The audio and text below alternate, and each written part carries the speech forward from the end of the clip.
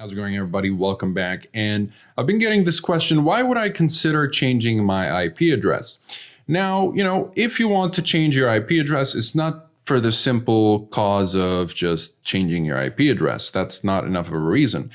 People change their IP addresses if they want to, let's say, hide their traffic from their internet service provider. That's one way to do it.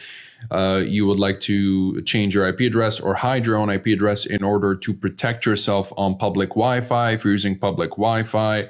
And another very common reason for using a VPN to change your IP address is in order to bypass geo restrictions and get access to streaming services that may not be available to you otherwise without the correct IP address. So for example, here, I'm using my IP checker to check what my IP address and location is. And it says it's in France because I'm connected to the French Express VPN server.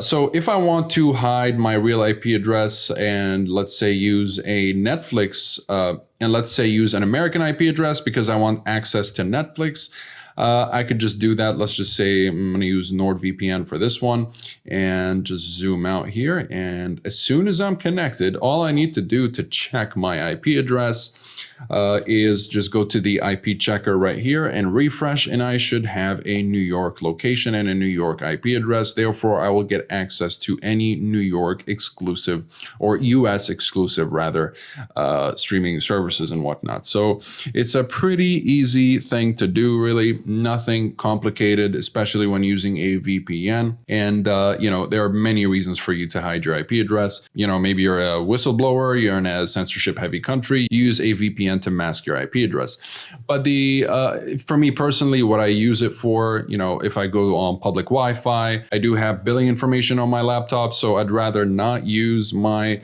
laptop on public Wi-Fi without a VPN. So I use a VPN to encrypt my traffic and mask my IP address. That way, there's no way for anyone to intercept my activity.